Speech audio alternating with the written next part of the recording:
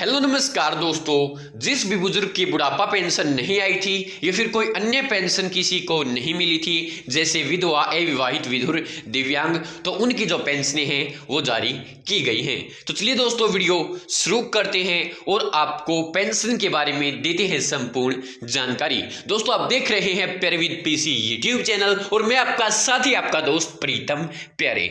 दोस्तों जिसकी भी पेंशन नहीं आई थी, यानी ज्यादातर बुजुर्गों की जो पेंशन है वो इस महीने की खाते में नहीं डली थी। 19 तारीख को दोस्तों पेंशन भेजी गई थी, लेकिन उस समय बहुत से लोगों को पेंशन नहीं मिल पाई और उन्हें डर सताने लगा कहीं हमारी पेंशन कट तो नहीं गई है। जैसे पिछले महीने पेंशनें रोक दी गई थी, उससे पिछले महीने भी जो पेंशनें हैं वो रुकी थी। अब लगातार 3 से 4 महीने से जो पेंशनें हैं वो लगातार बंद हो रही हैं, रोकी जा रही हैं, जिसके अनेक कारण हैं। अगर आपकी फैमिली आईडी में इनकम 3 लाख से ज़्यादा हो जाती है, पति पत्नी की इनकम बुढ़ापा पेंशन के लिए, तो आपकी जो पेंशन है उसे रोक दिया जाएगा। विधवा पेंशन की बात करें तो उस महिला की जो इनकम है वो 3 लाख से अधिक नहीं होनी चाहिए। अन्य पेंशनों में अलग अलग रूल हैं, जैसे अविवाहित में 1,80,000 का रूल है, और जो विधुर पेंशन है यानी जिस व्यक्ति की पत्नी की मृत्यु हो जाती है उसमें दोस्तों 3 लाख का रूल है। तो हर पेंशन में अलग अलग रूल हरियाणा सरकार ने लगा रखे हैं इनकम के।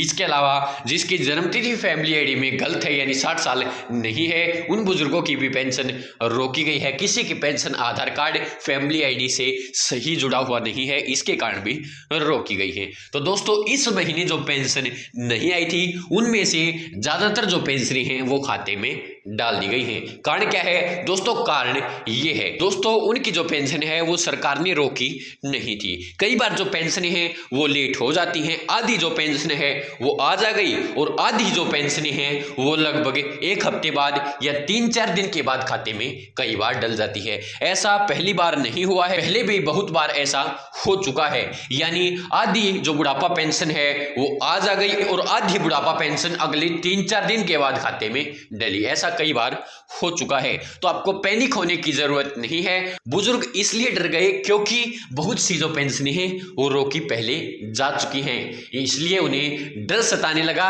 कहीं हमारी पेंशन भी तो नहीं कट गई है या नहीं रुक गई है। तो ऐसा कुछ भी नहीं है, आपकी जो पेंशन है वो कल खाते में डल गई थी, आप अपनी पेंशन निकलवाने जा सकते हैं। लेकिन आपको ध्यान रखना है, अपनी फैमिली आईडी में इनकम जरूर देखें, और अगर आपने अभी तक अपना occupation senior citizen old age pensioner नहीं करवाया है तो जल्द करवा लें, और अपनी जन्मतिथि भी फैमिली आईडी में डॉक्यूमेंट के माध्यम से वेरीफाई करवा लें। आपकी जो जन्मतिथि है वो आधार कार्ड के माध्यम से अगर वेरीफाई है तो उसे वोटर कार्ड या फिर स्कूल की मार्कशीट, स्कूल का रिकॉर्ड या फिर जन्म प्रमाण पत्र के माध्यम से वेरीफाई करवा लें, ताकि आपकी पेंशन ना रुके, वरना आपकी पेंशन आगे चलकर अगले महीनों में रोकी जा सकती है। तो धन्यवाद दोस्तों, यही जानकारी, यही अपडेट आपको दी थी कि जिसकी पेंशन इस महीने नहीं आई थी उनकी अगर फैमिली आईडी में कोई दिक्कत नहीं है तो पेंशन जारी हो चुकी है, आप अपनी पेंशन निकलवाने जा सकते हैं, चाहे सीएससी सेंटर से निकलवाओ या फिर आप